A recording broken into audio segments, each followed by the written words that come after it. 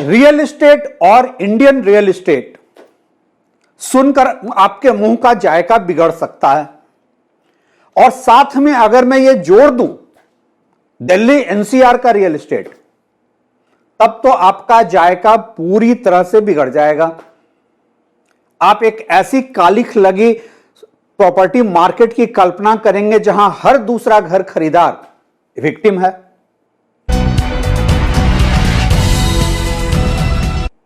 मैं आम तौर पे लोगों से अपना परिचय as a real estate journalist करवाने में बचता हूं। डर होता है कहीं मुझे किसी प्रॉपर्टी डीलर की तरह ना देख लिया जाए, किसी रियल एस्टेट डेवलपर का एजेंट ना समझ लिया जाए। लेकिन क्या आपने कभी ऐसा सोचा है कि अगर दिल्ली एनसीआर के रियल एस्टेट मार्केट में इतनी प्रॉब्लम्स हैं, इतनी मैल प्रैक्टिसेज हैं, तो वो खबरों में दिखाई क्यों नहीं देते? अब क्रिटिक्स इस पर आकर कहेंगे इतना कुछ तो छप चुका है, जेपी, आम्रपाली, सुपरटेक सबके खिलाफ बहुत कुछ छपा है, बहुत कुछ टीवी पे दिखाया गया है। आप पूरे सेक्टर को डिफेम कर रहे हैं, पूरे सेक्टर को आप एक ब्रश से पेंट कर रहे हैं। नहीं, परसेप्शन मैनेजमेंट की जिम्मेदारी बिजनेस की खुद की होती है। और मीडिया में सिर्फ वो खबरें छपती हैं जब वो बहुत बड़ा बवाल मच जाता है, कोर्ट के उस पर जजमेंट्स आ जाते हैं, लाखों लाख बायर सड़क पे उतर जाते हैं। आखिर ऐसा क्यों है कि दिल्ली एनसीआर के प्रॉपर्टी मार्केट में इतनी मैल प्रैक्टिसेज के बाद भी खबरों में वो छुपाई जा रही हैं? दरअसल इसके पीछे मीडिया का बाजार, मीडिया का मनोविज्ञान और मीडिया में फैल रही गंदगी है। मैं जानता हूं कि जब मैं ये बात कह रहा हूं मैं अपनी कम्युनिटी के बीच में ब्लैकआउट हो जाऊंगा। आम तौर पे जब मैं रियल एस्टेट मीडिया को देखता हूं तो सबसे पहले मैं ये असेस करने की कोशिश करता हूं कि इतनी सारे प्रोजेक्ट्स में इतनी सारी प्रॉब्लम्स हैं, और जो बात मैं कहने जा रहा हूं आप मुझ पर यकीन नहीं करें, आप खुद जाकर देख लें। आप छोड़ दें उन बड़े डेवलपर्स को जिनका स्कैंडल इतना बड़ा हो गया कि बात सुप्रीम कोर्ट तक पहुंच गई। आप कोई 10 random property development company Delhi NCR को उठाएं और गूगल सर्च पर जाकर देखें, और आप देखें कि कितनी पॉजिटिव खबरें होती हैं, कितनी निगेटिव खबरें होती हैं। आप देखें कैसे उनके बंद पड़े प्रोजेक्ट्स में ग्लोरीफाई किया जा रहा होता है। ठीक है, बात समझ में आती है। बिल्डर के पास पैसा है, बिल्डर के पास अपने ब्रोकर्स हैं, एजेंट्स हैं, पीआर एजेंसीज हैं। कई पीआर एजेंसीज तो ऐसी ऐसी हास्यास्पद स्टोरीज लेकर हमारे पास आती हैं कि हमें सोचना पड़ता है कि इनकी बौद्धिक क्षमता कहां है। बिल्डर गोल्फ खेलने जा रहा है, उसकी प्रेस रिलीज लेकर आ जाते हैं। खैर, एक आम घर खरीदार के नजरिए से अगर आप गूगल सर्च मारेंगे तो आपको ज्यादातर, और आप ऐसे बिल्डर्स को चुन कर लें पहले जिनके डिफॉल्ट्स हैं, जिनके प्रोजेक्ट स्टकअप हैं, आपको वहां भी बहुत कुछ पॉजिटिव सुनने को मिलेगा। जब तक आप गूगल के 4 पेज नहीं पलट लेंगे तब तक आपको समझ में नहीं आएगा कि इसके डिफॉल्ट्स भी हैं। ऐसा क्यों है? और मैं कई घर खरीदारों के बीच में रहकर उनसे बात करके जो मैंने समझा है, देखिए, पहले तो आप मेरे पुराने वीडियो देख सकते हैं कि मैंने सवाल उठाया था कि मीडिया में बड़े नेशनल इंग्लिश डेलीज और बिल्डर्स के बीच में एक बार्टर सिस्टम डेवलप हो गया था, एड के बदले प्रॉपर्टी दिए जा रहे थे। वो सारी बातें मैं पुराने वीडियो में कह चुका हूं। बड़े मीडिया हाउसेज ने अपना रेलिवेंस कैसे खोया है इस प्रोसेस में, यह सब बात आप मेरे पुराने वीडियो में देख सकते हैं। जो नई बात मैं कहना चाहता हूं, आम तौर पे जो घर खरीदार बड़े मीडिया हाउसेज को कांटेक्ट करता है अपना ग्रीवांस लेकर, वो पहले रूटेड हो जाता है सेल्स टीम को। सेल्स टीम बिल्डर से डील करने की कोशिश करती है, देखिए आपके इतने कंप्लेंट्स हैं, इसका क्या करना है। अगर डील हो गई बहुत अच्छी बात है, और वैसे भी बिल्डर्स की पूरी एसोसिएशन क्रेडाई अपने परसेप्शन मैनेजमेंट पे पैसे खर्च कर रही है आजकल। अगर डील नहीं होता है तो वहां से शुरू होता है रिपोर्टर्स का खेल। ठीक है, हम आपका देख लेंगे, कवर कर लेंगे, अच्छा बताइए आप हमें क्या देंगे, आप कैसे हमें हेल्प कर सकते हैं। अरे भाई, एक इंसान ने अपनी जिंदगी भर की गाढ़ी कमाई बिल्डर को दे रखा है, उसे घर नहीं मिल रहा है, वो नहीं जानता कहां जाए, बिल्डर कानून की पेचीदगियों से खेल रहा है, सालों साल कोर्ट में केस खींच रहा है और उसके पैसे पे कंपाउंडिंग पैसा अर्न कर रहा है, और आप पूछ रहे हैं कि आप बदले में क्या देंगे।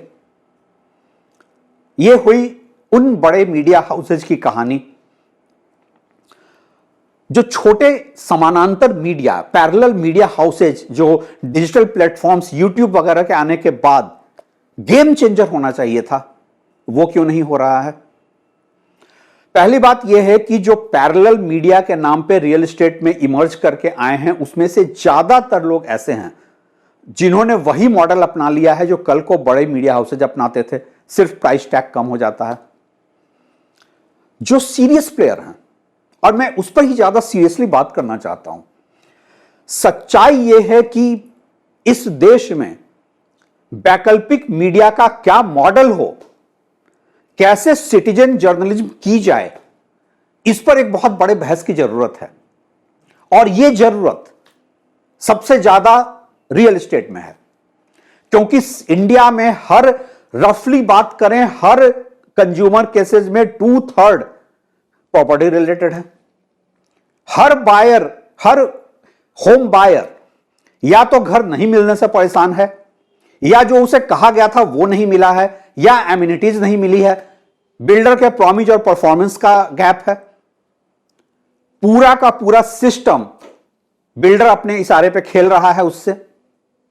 सवाल यह उठता है कि ऐसे में होम बायर बेचारा क्या करे। वो तो जाएगा मीडिया के पास, वो तो मीडिया को कहेगा आप हमारी खबर दिखाओ। बड़े मीडिया हाउसेज का सेल्स का वेस्टेड इंटरेस्ट अलग है, जो उनके यहां पुराने मठाधीश बैठे हैं उनका इंटरेस्ट अलग है, और वहां पर उसे जगह नहीं मिल पाती है क्योंकि उतना प्राइस टैग हर होम बायर तो दे नहीं सकता। वैकल्पिक मीडिया के नाम पे नॉन सीरियस प्लेयर्स भरे पड़े हैं। क्या हो वो मीडिया का एक मॉडल जो सही मायनों में सिटीजन जर्नलिज्म हो, जो सही मामलों में घर खरीदारों की आवाज उठाए, जो सही मामलों से बिल्डर की गलतियों पर सवाल उठाए, और जो इंतजार नहीं करे कि कोर्ट का कोई बड़ा फैसला आएगा तब मैं इस बिल्डर पे उस पे रिपोर्टिंग कर दूंगा, पूरी खबर होगी, हल्का सा बस एक नाम डालूंगा। जरूरत इस बात की है कि वैकल्पिक मीडिया प्रोजेक्ट स्पेसिफिक बात करे। रही बात होम बायर की, ऐसा नहीं है कि वैकल्पिक मीडिया को बढ़ाने में होम बायर का कोई रोल नहीं है। होम बायर्स की प्रॉब्लम यह है कि वो चाहते हैं कि उनकी लड़ाई कोई और लड़े। एक नहीं, ऐसे अनेक एग्जाम्पल मेरे पास हैं जहां होम बायर एसोसिएशन के लोग मेरे पास आए, मुझसे अपनी पूरी कहानी बताई। जब मैंने कहा कि आप कैमरे के सामने आकर बोलो तो वो पीछे हट गए। मतलब एक देश में भगत सिंह सबको चाहिए जो आए, क्रांति करे, सब बदलाव लाए, लेकिन वो भगत सिंह पैदा पड़ोसी के घर में हो। गलती यहां पर होम बायर्स की भी हो जाती है। आप बिल्डर से डरकर उसके खिलाफ एक गूगल रिव्यू नहीं दे पाते हैं, और बिल्डर के ब्रोकर इतनी तारीफों के पुल बांधते हैं भले ही प्रोजेक्ट 10 साल से बंद क्यों नहीं हो। सोचिएगा आप भी और सोचेंगे हम भी, सबको साथ मिलकर सोचने की जरूरत है कि रियल एस्टेट स्पेसिफिक वैकल्पिक मीडिया कैसी हो, उसका रेवेन्यू मॉडल क्या हो। क्योंकि रेवेन्यू मॉडल की जब मैं बात करता हूं, बिल्डर से आपको एडवर्टाइजिंग मिलेगा तो आप बिल्डर की भाषा बोलेंगे, आप वो लाइन ड्रॉ नहीं कर पाएंगे कि मैं आपके खिलाफ खबर नहीं दिखाऊंगा। कुछ एड एजेंसीज के लोगों ने हमसे हाल के दिनों में संपर्क किया। उन्होंने कहा हम ब्रांड एसोसिएशन के थ्रू रेवेन्यू ला सकते हैं। बहुत अच्छी बात है, लेकिन एक रियल एस्टेट स्पेसिफिक मीडिया को ब्रांड स्पॉन्सरशिप का रास्ते से कौन आएगा? वही वेस्टेड इंटरेस्ट, वही बिल्डर, वही वेस्टेड इंटरेस्ट जो मीडिया को आर्म ट्विस्ट करना चाहता है। तो हम आज जो भी बात करें, सच ये है, मीडिया भी एक बिजनेस है, पत्रकारों की भी एक रोजी रोटी होती है।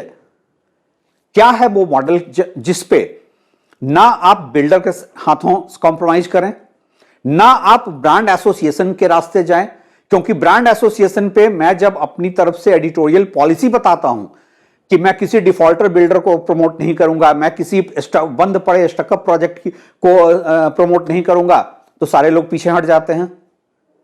समस्या असल में मीडिया के सर्वाइवल की है, और जब तक होम बायर्स इस बात को नहीं समझेंगे, जब तक home buyers honest citizen journalism के पीछे आकर ईमानदारी से, मजबूती से नहीं खड़े होंगे, इस देश में और खासकर एनसीआर के मार्केट में प्रॉपर्टी की खबरों के नाम पे आपको सिर्फ मिलेगा बिल्डर की तारीफों के पुल। बहुत साफगोई से एक बात कहना चाहता हूं, जितनी जिम्मेदारी मीडिया की है उतनी ही जिम्मेदारी घर खरीदारों की है, उतनी ही जिम्मेदारी समाज की भी है, और हम सबको इस पर मिलकर सोचना होगा। Thanks for watching. बिजनेस की बात तो सब करते हैं, लेकिन क्या मीडिया का रोल महज कंपनीज के प्रॉफिट और लॉस अकाउंट का हिसाब रखना रह गया है? कितनी इन्वेंट्री सेल हुई, बिजनेस में आया कितना इन्वेस्टमेंट, इन सब की बहस के बीच पूछता है आम आदमी, इसमें मेरे लिए क्या है?